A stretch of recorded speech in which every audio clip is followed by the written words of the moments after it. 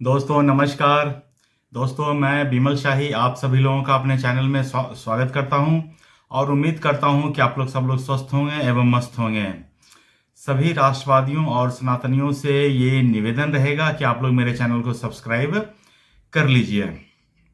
दोस्तों जैसा कि मैं पिछले वीडियोस में भी कह चुका हूं कि आज इलेक्शन रिजल्ट का दिन है और पहले महाराष्ट्र का रिजल्ट आया, फिर झारखंड का रिजल्ट आया, फिर बिहार का रिजल्ट के ऊपर मैंने वीडियो बनाया। अब एक जो सबसे प्रमुख स्टेट है भारतीय राजनीति के हिसाब से, जहां लोकसभा की 80 सीट होती हैं और विधानसभा की भी 400 से ऊपर सीट होती हैं, तो उस उत्तर प्रदेश में भी इस बार अभी के चुनाव में उपचुनाव हुए थे। तो वहां पर 9 सीटों पर उपचुनाव हुए हैं और 9 सीटों पर उपचुनाव के भी नतीजे आ गए हैं और सबको आश्चर्यचकित करते हुए जितने भी एनालिस्ट थे, जितने भी एग्जिट पोल करने वाले थे और भी जो चुनाव एक्सपर्ट होते हैं, उन्होंने ये कहा था कि ये योगी आदित्यनाथ के लिए बहुत टफ होने वाला है। अगर ये नहीं जीते तो योगी आदित्यनाथ को मुख्यमंत्री के पद से हटाया भी जा सकता है। लेकिन इन सबको मतलब कि पीछे छोड़ते हुए योगी आदित्यनाथ ने फ्रंट से लीड किया और 9 विधानसभा के चुनाव में 7-2 से सारे उपचुनाव जीते हैं। मतलब कि 7 सीट बीजेपी लेड एनडीए ने जीता है और सिर्फ 2 सीट जो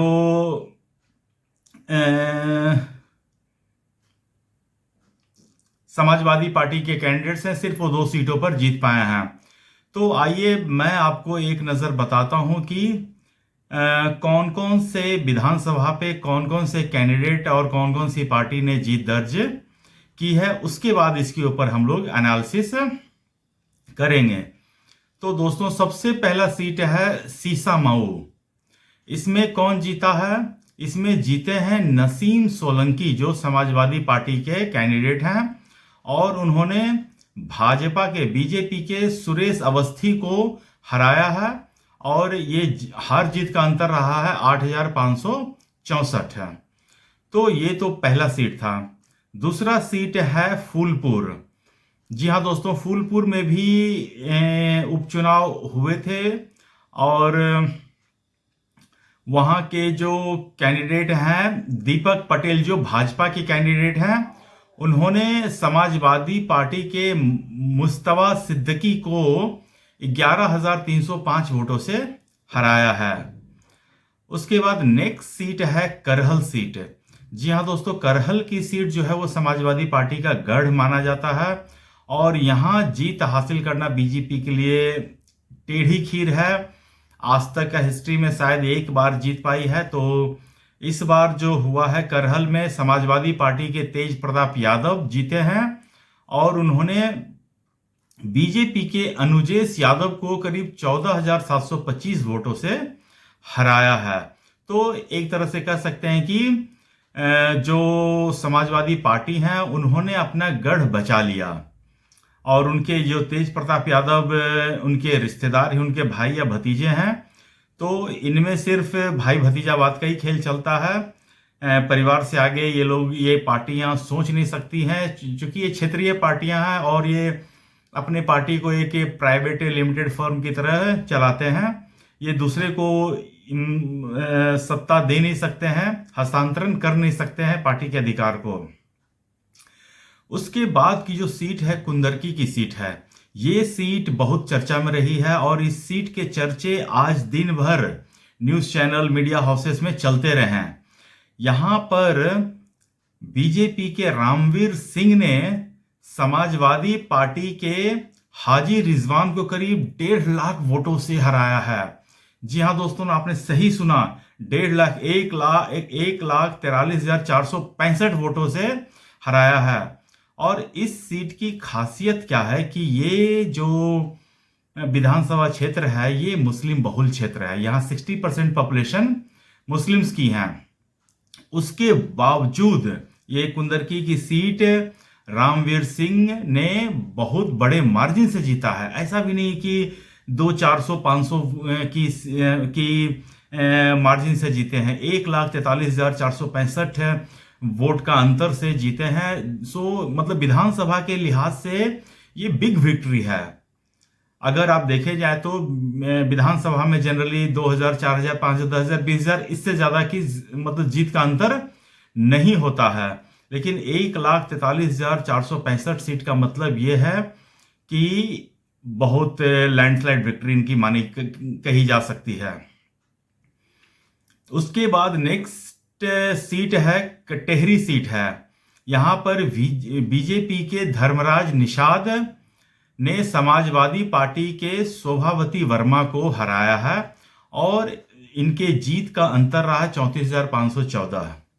तो जैसा कि मैंने कहा कि विधानसभा में इतना ही एक जीत हार का अंतर होता है। तो कटेहरी में बीजेपी जीती है। उसके बाद नेक्स्ट सीट है मंझवा। मंझवा में सुचिस्मिता मौर्य जो बीजेपी की कैंडिडेट हैं, उन्होंने समाजवादी पार्टी के ज्योति बिंद को हराया है और हार जीत का अंतर है 4,922 से। काफी क्लोज कंटेस्ट आप इसे कह सकते हैं। विद इन 5,000 जो भी मतलब विक्ट्री होता है मैं उसे क्लोज ही कंटेस्ट मानता हूं। हो सकता है कि एक आध ईवीएम में अगर किसी ने ज्यादा वोट कर दिया हो या किसी ने कम वोट कर दिया हो तो इस तरह की जीत हार हो जाती है। नेक्स्ट सीट है मीरापुर। जी हाँ दोस्तों, मीरापुर की सीट राष्ट्रीय लोकदल को मिली थी और यहां पर उन्होंने अपने कैंडिडेट उतारे थे मिथिलेश पाल को, और मिथिलेश पाल ने समाजवादी पार्टी के संबुल राणा को 30,796 वोटों से हरा दिया। ये मीरापुर क्षेत्र जो है, मैं यहाँ पर गया हूँ, पहले जा चुका हूँ, और ये एक जाट बहुल क्षेत्र है और यहाँ पर बीजेपी ने, राष्ट्रीय लोकदल ने जो बीजेपी की सहयोगी पार्टी है, उन्होंने अच्छा प्रदर्शन किया है। उसके बाद नेक्स्ट सीट है गाजियाबाद की सीट है। जी हाँ दोस्तों, गाजियाबाद की सीट पर बीजेपी के संजीव वर्मा ने समाजवादी पार्टी के सिंहराज जाटव को करीब 70,000 वोट से हरा दिया है। 70,000 वोट भी आप विधानसभा के हिसाब से बड़ा मार्जिन होता है। तो 70,000 के वोट पे इनकी विक्ट्री भी लैंडस्लाइड विक्ट्री आप कह सकते हैं। और last but not the list खैर विधानसभा क्षेत्र है। यहां पर सुरेंद्र दिलेर जो भाजपा के उम्मीदवार हैं, उन्होंने समाजवादी पार्टी के चारू केन को हराया है और जीत हार का अंतर रहा 38,393 वोट का अंतर से ये जीत गए हैं। तो इस तरह टोटल 10 सीट पर एक्चुअली में उप चुनाव था, लेकिन एक जो अयोध्या के वो सीट पर चुनाव अभी नहीं हो पाया है, तो उसका हमें इंतजार करना होगा। और बाकी 9 सीटों पर जो चुनाव हुए थे उसमें बीजेपी 7-2 के बड़े मार्जिन से जीत गए हैं। अब आइए देखते हैं कि ये चुनाव जीत हार हुआ कैसे। तो ये जीत हार के लिए योगी आदित्यनाथ ने अथक परिश्रम किया। इन्होंने हर एक विधानसभा क्षेत्र के लिए अलग अलग मंत्री, अलग अलग संगठन के लोग नियुक्त किए, और जो सबसे कठिन सीट था उन्होंने खुद अपने हिस्से उसकी जिम्मेदारी ली, और सभी मुख्यमंत्री हो, चाहे उप मुख्यमंत्री हो, मंत्री हो, बीजेपी के संगठन मंत्री हो, कार्यकर्ता हो, पार्टी प्रदेश अध्यक्ष हो, जिलाध्यक्ष हो, सबको इन्होंने काम बांट रखा था। और हर एक की minute to minute reporting Yogi Adityanath के पास आती थी। और चूंकि योगी आदित्यनाथ बीजेपी के स्टार कैंपेनर भी हैं, तो योगी आदित्यनाथ की डिमांड दूसरे स्टेट्स में भी होती है। महाराष्ट्र में गए, झारखंड में गए। महाराष्ट्र में तो लोगों ने डिमांड किया कि हमें हमारी कंस्टिट्यूएंसी में योगी आदित्यनाथ का भाषण होना चाहिए, और जनता की मांग पर, नेताओं की मांग पर योगी आदित्यनाथ की सभाएं उन क्षेत्रों में करवाई गई, रोड शो करवाए गए, रैलियां करवाई गई। और इन्हीं सब का परिणाम ये है कि आज महाराष्ट्र में इतनी बड़ी विक्ट्री देखने को मिल रही है। दूसरी सबसे बड़ी बात है कि बीजेपी ने इस बार का जो चुनाव लड़ा है बिल्कुल संगठित होकर चुनाव लड़ा था। जैसा कि लोकसभा चुनाव में हमें देखने सुनने को मिला था कि इनकी बात नहीं सुनी जा रही है, उन्होंने इस कैंडिडेट की मांग की थी, इन्होंने इस कैंडिडेट की मांग की थी, योगी आदित्यनाथ और केशव प्रसाद मौर्य में बन नहीं रही है। सो इस तरह का जो विद इन बीजेपी में जो स्पेकुलेशन फैलाया गया, लोगों में जो स्पेकुलेशन फैलाया गया, अरविंद केजरीवाल आकर प्रेस कॉन्फ्रेंस कर रहे हैं कि ये लोकसभा चुनाव के बाद तो योगी जी को हटा देंगे, तो लोगों में एक भ्रम की स्थिति पैदा की गई। केजरीवाल जैसे लोग जनता को भ्रमित करने में माहिर आदमी है, उनको तो जनता को भ्रमित करने में मतलब कि 20 साल का एक्सपीरियंस है, तो केजरीवाल जनता को भ्रमित काफ़ी आसानी से कर लेते हैं। और दूसरी सबसे बड़ी बात रही समाजवादी पार्टी के मुखिया की। समाजवादी पार्टी फुल्ली सिर्फ और सिर्फ मुस्लिम वोट और यादव वोट पर डिपेंडेंट थी। उन्हें लग रहा था कि जो दलित जो लोकसभा के चुनाव के समय उनकी पार्टी को उन्हें वोट किया था वो उनके पास इंटैक्ट रह जाएंगे, लेकिन ऐसा हुआ नहीं। दलितों को जिस तरह लोकसभा के चुनाव में भ्रमित किया गया था कि बीजेपी 400 सीट मांग रही है, वो संविधान को बदलने के लिए मांग रहे हैं, संविधान बदल देंगे, आरक्षण खत्म कर देंगे, तो ये उनको एक भ्रम की स्थिति में डाला गया और इससे डरकर उन्होंने मतलब कि समाजवादी पार्टी और कांग्रेस को वोट दे दिया। लेकिन जब बीजेपी फिर भी जीत गई और ऐसा कुछ नहीं हुआ, तो फिर सारा दलित वोट जो है वो बीजेपी में बैक टू शिफ्ट हो गए। तो अखिलेश यादव, अच्छा दूसरा है कि जो योगी आदित्यनाथ महाराज जी ने जो ये नारा दिया बटेंगे तो कटेंगे, जो ये नारा हरियाणा में चला, जो ये नारा महाराष्ट्र में चला, वो भला उत्तर प्रदेश में कैसे नहीं चल सकता है। और उत्तर प्रदेश में तो बाबा का मतलब कि सुशासन का मॉडल ही है बुलडोजर। और जिस तरह से बाबा का इंसाफ होता है, बाबा का न्याय होता है, महाराज जी का एक्शन होता है और त्वरित जो मतलब कि कार्रवाई होती है, इन सब चीज़ों को लेकर जनता में योगी आदित्यनाथ का एक विशेष स्थान बना हुआ है और हर कोई लॉ एंड ऑर्डर की सिचुएशन मतलब कि अच्छा चाहता है अपने स्टेट में। तो इन सब चीज़ों को लेकर इस बार यूपी की जनता ने योगी आदित्यनाथ और प्रधानमंत्री मोदी के कामों पर भरपूर भरोसा जताया है और उन्हें अच्छी खासी विक्ट्री भी दी है।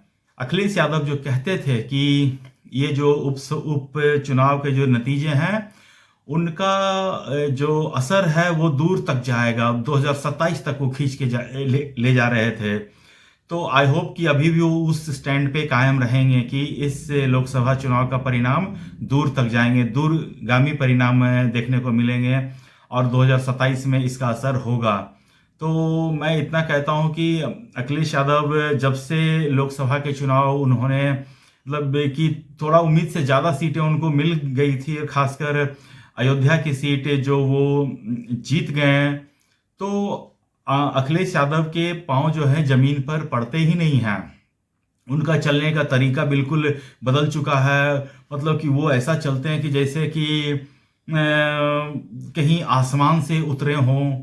और उनका बोलने का तरीका भी मतलब कि मैं देखता हूँ ना टीवी पर, उनका बोलने का तरीका भी बदल गया है। ऐसे बोलते हैं जैसे कि वो कहीं के महाराजा हों, खुद को अयोध्या के नरेश किसी को बना देते हैं, किसी को कहीं का नरेश बना देते हैं, खुद पता नहीं खुद अपने आप को प्रधानमंत्री मान लें। तो इस तरह उनके व्यवहार में, उनके चाल में, चलन में काफ़ी फर्क आया है। तो अखिलेश यादव के लिए भी ये एक चुनाव बहुत बड़ा सेटबैक था। मायावती तो कहीं कंटेस्ट में है ही नहीं, कांग्रेस कहीं कंटेस्ट में है ही नहीं, तो अखिलेश यादव को थोड़ा सा अपने जो आचरण है उसके ऊपर वर्कआउट करना पड़ेगा। अदरवाइज 2027 का चुनाव में भी फिर सेम परिणाम देखने के लिए अखिलेश यादव तैयार रहे हैं। तो दोस्तों, आज मुझे यूपी बाई इलेक्शन पे इतना ही अपडेट देना था। हाँ, और एक जितने भी कैंडिडेट जीते हैं सबको बधाई, जितने भी पार्टियां जीती हैं सबको बधाई। कार्यकर्ताओं को बधाई, नेताओं को बधाई। आपको ये जीत मिली है अपने क्षेत्र में जनता की भलाई के काम करने के लिए, तो जनता की सेवा करते रहिए, और जो न जीत पाया है वो भी जनता के बीच में जाए, जनता की सेवा करें, तो ही कुछ गुजारा हो सकता है, अदरवाइज तो भगवान ही मालिक है। जय श्री राम दोस्तों, नमस्कार।